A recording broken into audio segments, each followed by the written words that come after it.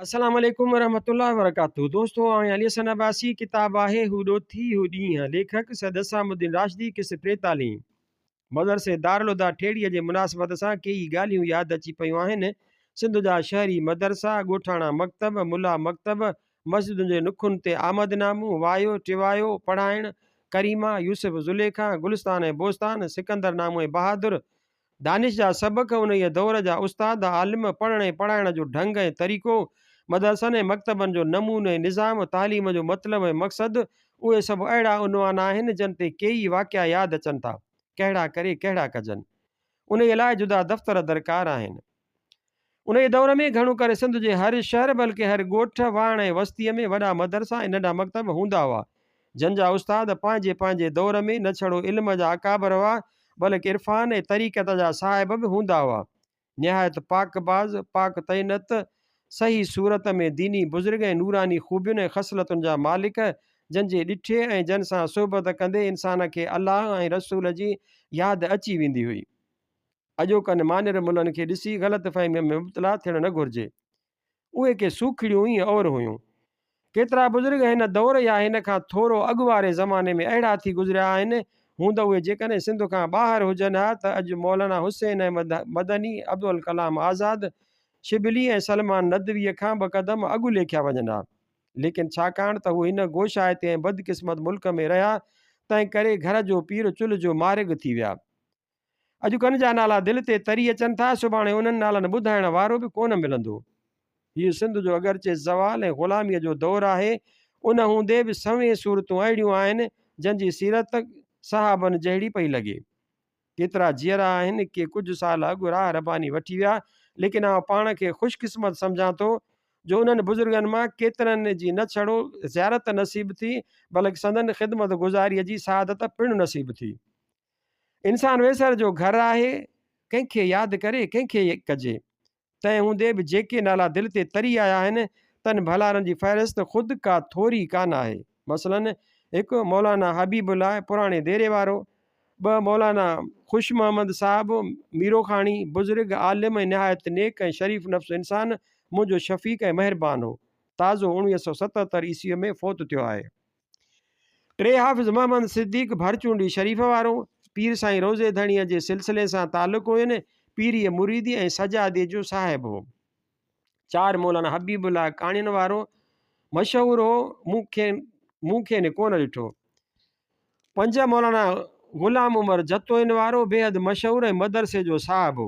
छह हज़रत मौलाना ताज महमूद अमरोटी, बुज़ुर्ग साहिब सुन्नत, बरगुज़ीदो ऐं क़ौमी दर्द रखंदड़, अंग्रेज़नि जो कट्टर दुश्मन ऐं उन दौर जे मज़हबी ऐं क़ौमी तहरीकुनि जो रूहे रवां। ख़िलाफ़त, अदम तावन ऐं हिजरत वारी तहरीक जो अलमबरदार, मौलाना उबैदुल्लाह सिंधीअ जो पेशवा, 1934 ईस्वीअ जे क़रीब फ़ौत थियो।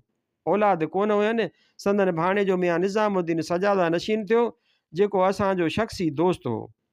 सत हज़रत काज़ी अब्दुल रज़ाक तराई वारो, असांजे ॻोठ जे भर में वॾी पाए जो बुज़ुर्ग, ज़बरदस्त हकीम ऐं साहिब निस्बत आलिम ऐं आरिफ़ हो। संदसि फ़र्ज़ंद काज़ी मोहम्मद रफ़ीक़ सालनि जा साल मुंहिंजो रफ़ीक़ हमरा ऐं हमराज़ रहियो। हज़रत काज़ी साहिब जी तारीख़ वफ़ात आहे।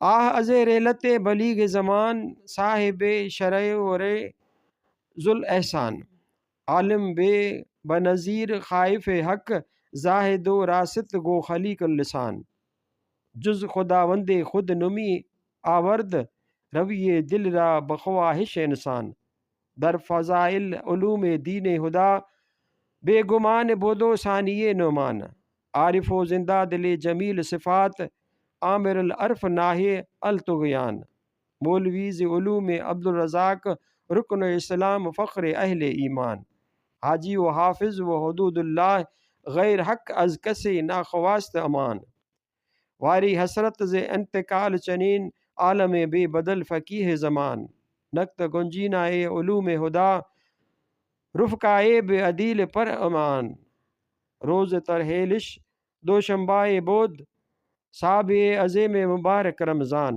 अज़मने वसल सरे तरब बबरीद, मकदमश करद हक़े दोरों जनान। उहा तारीख़ मौलवी मोहम्मद साले रखण वारे जी चयल आहे। ॿी तारीख़ आहे मौलवी साहब फ़ज़ीलत आलिम इल्मुल हुदा काशिफ़ रमज़े शरीयत जामियो वरो तका दर उलूम फ़िक़ा ओ मंतक दर तफ़ासीर व हदीस सदर उलमा ज़ेब फ़ुक़हा मुसदर जोदो वफ़ा हाजी अब्दुल रज़ाक अंदर जहां मशहूर बोध दर फ़ज़ाइल ज़ाहिर व बातिन चो चम्स अंदर समा दर हमा उसाफ़ दीनी बरतरो बेमिसल बोध कुज़ हमा अहले ज़मा मुस्तगनेशन कुर्दा खुदा दर फ़नून इल्म तहरीर मसाइल बेनज़ीर गुरज़ नमान सानेश ख़वानम कुजा बाशद ख़ता दर जहान अज़ अंतकालश सदे हुजूम आमद पदेद अहले दीन अज़ फरतश दरे गरिया वो अंधो हा रोज़ यकशंबाज रमज़ान हफ्त में न तारीख़ बोध कान बलीग अज़ दहर फ़ानी शद रवां सोई बका बेसरे हसरत बरामद मदा तारीख़ ओ दुनिया ज़नकल एन चनीन मेमून बका 1331 हिजरी। काज़ी मोहम्मद रफ़ीक मरहूम जे कौल मुताबिक़ काज़ी साहब मरहूम 60 वरनि जी उमिरि में इंतकाल कयो। इब्तिदाई तालीम पंहिंजे वालिद वटि थी, बाक़ी तालीम जिंदे देरे जे मौलाना मोहम्मद हुसैन भुट्टा वटि ऐं आख़िरी सबक़ तबरकतन हज़रत हुमायूनी वटि वरिताऊं। संदन मज़ार तराईअ में आहे। मौलवी ख़ादिम हुसैन जतोई संदसि केतिरनि शागिर्दनि मां हिकु हो। 8 मौलाना मुफ़्ती मोहम्मद कासिम ऐं मौलाना मुफ़्ती मोहम्मद इब्राहिम साहब ॻड़ी यासीन वारा। ॿई साहब पंहिंजे दौर जा जियद उस्ताद ऐं साहिब फ़तवा आलिम हुआ। पोयूं बुज़ुर्ग मूं ते ख़ासि महिरबान हो। मोहम्मद कासिम जी वफ़ात 1349 हिजरीअ में थी। संदन वालिद जो नालो मौलाना मोहम्मद हाशिम हो, जो पिणु पंहिंजे दौर जो उस्ताद ज़मा हो। 1322 हिजरीअ में फ़ौत थियो। मौलाना मोहम्मद इब्राहिम चंद साल थिया जो वफ़ात कई। नव मौलाना अब्दुल गफ़ूर हमायूनी बलद हज़रत ख़लीफ़ो मोहम्मद याकूब मोतूफ़ी 1336 हिजरी बिन रईस मोहम्मद मुबारक जो मज़कूर अची चुको आहे। हुमायून जो नालो ऐं उन शहर खे आबरू ऐं इज़त संदन ज़ात सबबु हुई। मौलाना मोहम्मद कासिम ऐं मौलाना अब्दुल गफ़ूर हमायूनीअ जा कुतुब खाना अपर सिंध में मशहूरु हुआ। मौलाना शहदाद कोटीअ जो मकतब खानो बि पंहिंजे नाले सां हो। सभु कुझु ग़ालिबन बर्बादु थी वियो। सिंध जो केतिरो सरमायो ॾिसंदे ॾिसंदे हलियो वियो। कंहिं सार कान लधी, कंहिंखे समा कोन पियो, को धणी धोरी कोन थियो। साॻी हालत शिकारपुर जे अलवियुनि जे कुतुब खाने सां थी। अमरोटी बुज़ुर्ग जो कुतुब खानो बि वियो। 10 मौलाना ग़ुलाम सिद्दीक़ शहदाद कोटी मतूफ़ी 1323 हिजरी पंहिंजे दौर जो ख़ुदा रसीद बुज़ुर्ग हो। मुंहिंजी सांभर खां चंद साल अॻु वफ़ात थियनि। शाह साईं तुराब अली शाह ऐं मियां साईं हुसैन शाह संदन ज़िक्र कंदे कंदे अखियुनि मां हमेशह लुड़क वहाईंदा हुआ। 11 मौलाना मोहम्मद सादिक खॾे वारो मशहूरु आलिम अहले दिल बुज़ुर्ग ऐं क़ौमी तहरीकुनि जो सरबराह। मौलाना उबैदुल्लाह जो अक़ीदतमंद आख़िरी दौर में मूंसां ख़ासि इनायत हुयनि। 12 मौलाना अब्दुल करीम दर्स कराचीअ वारो मुंहिंजे सांभर खां अॻु फ़ौत थियो। असांजे दौर में संदन फ़र्ज़ंद कराचीअ जे बुज़ुर्गनि में शामिलु हो। 13 मौलाना अब्दुल रहमान सखर वारो अहलुल्लाह फ़ाज़िल आलिम साहिब निस्बत ऐं वॾे दर्जे जो बुज़ुर्ग हो। मुंहिंजी सांभर खां थोरो अॻु ई जहान छॾे वियो। 14 मौलाना ख़ुदा बख़्श रते देरे वारो। 15 मौलाना अब्दुल रज़ाक ढोरे नारे वारो। 16 मौलाना ख़ादिम हुसैन जतोई रते देरे वारो मशहूरु क़ौमी कमु कंदड़ ऐं हारी तहरीक जे रूहे रवां मौलाना नज़ीर हुसैन जतोईअ जो वालिद बुज़ुर्गवार मूंखे न कोन ॾिठो। 17 मौलाना मोहम्मद सादिक राणीपुर वारो हकीम आलिम ज़हीन ऐं केतिरियुनि ख़ूबियुनि जो बुज़ुर्ग हो, मूं ते महिरबान रहियो। 18 मौलाना अब्दुल रहमान मेमून शिकारपुरी। 19 मौलाना मुफ़्ती साहिबदाद साहिब सुल्तान कोटी असांजो दोस्त महिरबान ऐं तबियत जे लिहाज़ सां मखण माण्हू हो।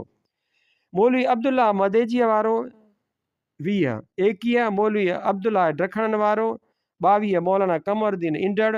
23 मौलाना हमादुल्ला साहब हालेजीअ वारो साहिब निस्बत ऐं साहिब तरीक़त बुज़ुर्ग हो, ताज़ो फ़ौत थियो। 24 मखदूम हसनुल्ला पाट वारो। 25 मखदूम मौलाना महमूद पाटराई। 26 मौलवी मोहम्मद हाशिम मल्ला दादू। 27 अमीर मोहम्मद शाह साहिब अमीनान वारो मूं सां मुलाक़ात कई। 28 मौलवी ग़ुलाम अहमद साहब मलकाणनि वारो। 29 मौलवी मोहम्मद सिद्दीक़ सीताई मशहूर अख़बार नवीस मौलाना अब्दुल गफ़ूर सीताई जो नानो। 30 मौलाना निसार अहमद सीताई मौलाना सीताई मौसूफ़ जो बिरादर बुज़ुर्ग। 31 मौलवी नबी बख्श ओढो जेकबाबाद। 32 मौलवी अब्दुल नबी शाह जेकबाबाद। 33 मौलवी उम्मीद अली साहब जेकबाबाद। 34 मौलवी अब्दुल मजीद लाशारी जेकबाबाद। 35 ऐं 36 मौलवी नबी बख्श ऐं मौलवी ग़ुलाम मुस्तफ़ा कोलाची ॿई भाइर ओस्ते मोहम्मद जा वेठल हुआ। 37 मौलवी अब्दुल वहाब कोलाची मथियन बुज़ुर्गनि जो भाणेजो। 38 मौलवी अब्दुल अज़ीज़ मांझीपुर जेकबाबाद। 39 मौलवी दुर मोहम्मद ठुल वारो। 40 मौलवी अब्दुल्ला नूनारी रतोदेरो। 41 मौलाना अब्दुल्ला बंगलदेराई।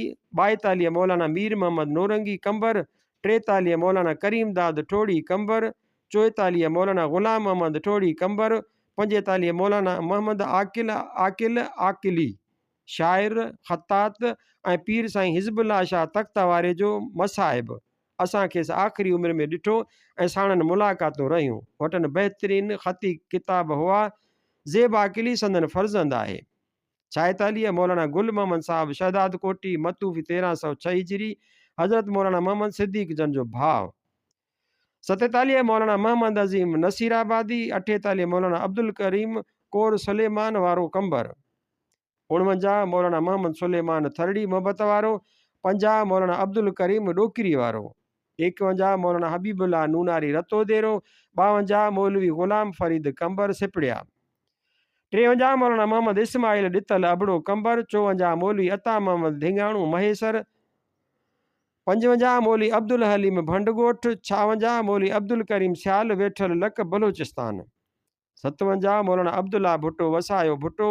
58 मौलाना मोहसन अली शाह मियाँ जो ॻोठ। 59 मौलवी मोहम्मद हाशिम गढ़ी वारो मतूफ़ी 1322 हिजरी शुद्ध अंदरून बहश्त। 60 मौलवी अब्दुल कादिर रुस्तम वारो। 61 मौलवी मोहम्मद उमर दीनपुर वारो। 62 मौलाना मोहसन शाह घोटकी। 63 मौलाना पीर फ़खरुद्दीन शाह घोटकी। 64 मौलवी शेर मोहम्मद शाह घोटकी। घोटकीअ में हिननि बुज़ुर्गनि जो मदरसो मशहूरु हो। मौलवी नज़ीर हुसैन जतोई हिन मदरसे में पढ़ियो। मरहू पंहिंजे शागिर्दीअ वारे दौर में मदरसे में मिलंदड़ मानीअ ते हेठी मज़ाकी शहर चयो, जेको बुज़ुर्गनि ॿुधी मानीअ में बि इस्लाह कई ऐं नज़म मां बि हिज़ हासिल कयो।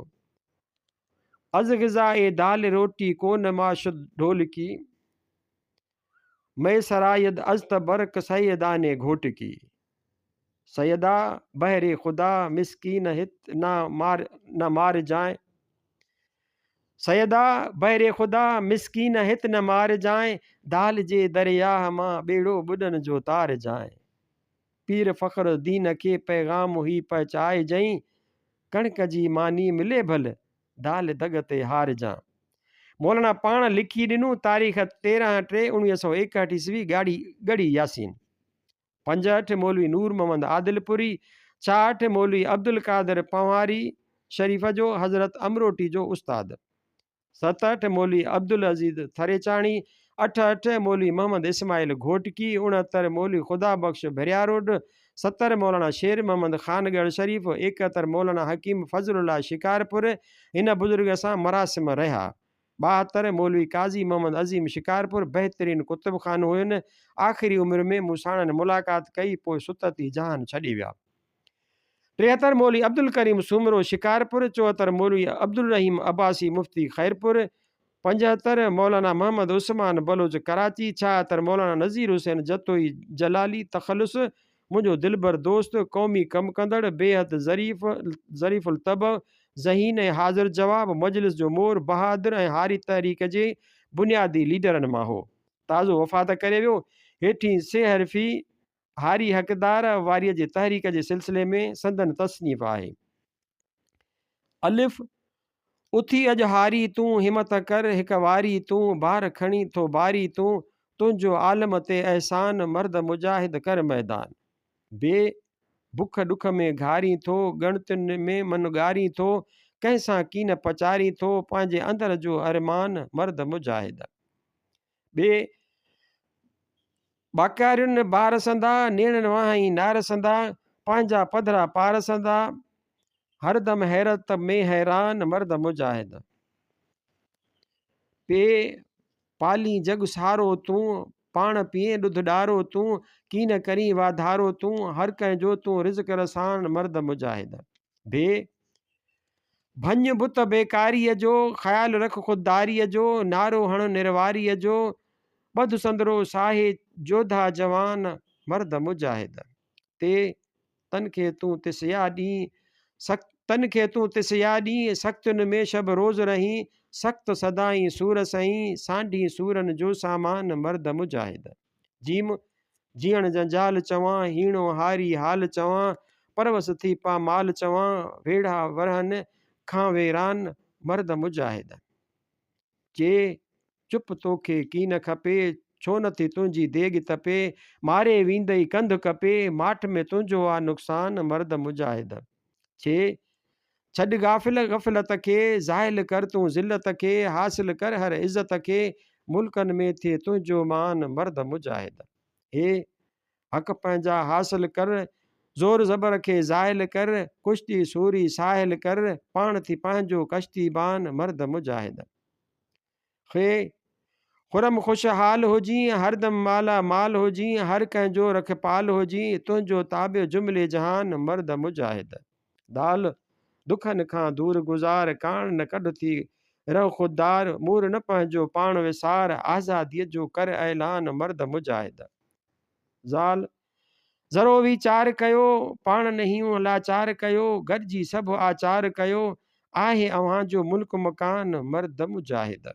रे रहबर थी तूं पंहिंजो पाण, साथी थी रह हिक ॿिए साण, मुनकर नेठि मञींदो आण, वींदुसि मटिजी नाम निशान मर्द मुजाहिद। ज़े ज़िंदा थी ज़ोर ॾेखार, हिम्मत धारे बूटो ॿार, गैरत वारा गैरत धार, वक़्तु अचे थो जाग जवान मोर मुजाहिद। सीन सलामत सुख सां घार, माण मज़ा वठ मौज मल्हार, वाह वसे थी बूंद बहार, गज गोड़ियुनि में आहे मैरान मर्द मुजाहिद। शीन शहादत जो ॾिस शान, मुनकर मूज़ी या मरवान, दाइम क़ाइम रख ईमान, राज़ी रहंदुई रब रहमान मर्द मुजाहिद। स्वाद सदाकत तुंहिंजो शान, शीन शहादत तुंहिंजो शान, शहादत तुंहिंजो शान, सूर्य शोभा रा सुल्तान मर्द मुजाहिद। ज़ुए ज़्वाद ज़रूरु मल्हायो पाण, कोट कुफर जा ड्राहियो पाण, सिंध वतन खे ठाहियो पाण, पाक कयो ही पाकिस्तान मर्द मुजाहिद। तूए तालिब रहो तूं राहत जो, पंहिंजी इज़त अज़मत जो, शान शान शौकत जो, आहे शाही तुंहिंजो शान मर्द मुजाहिद।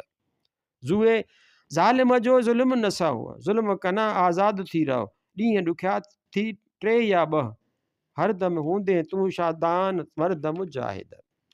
ऐं अमल सां अॻिते वध, संदरो साहे ठाहे ॿध, की न कजांइ थी सदड़ियो सद, हूंदई हर मुश्किल आसान मर्द मुजाहिद। गैन ग़रीबीअ खां रहो दूर, उन जे वेझो वञ न मूर, ठाहे दुनिया जो नओं दस्तूर, क़ाइम कर तूं अमन अमान मर्द मुजाहिद।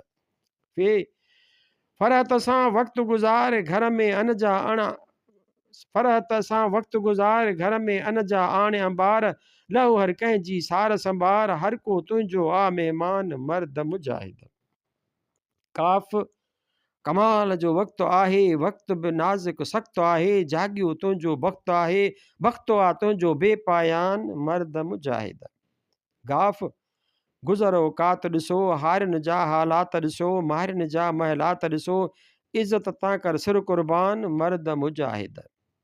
लाम लियाकत धार, हींअर आईंदो उजार, हींअर थींदा ॿेड़ा पार, हींअर बरपा तुंहिंजो आ तूफ़ान मर्द मुजाहिद।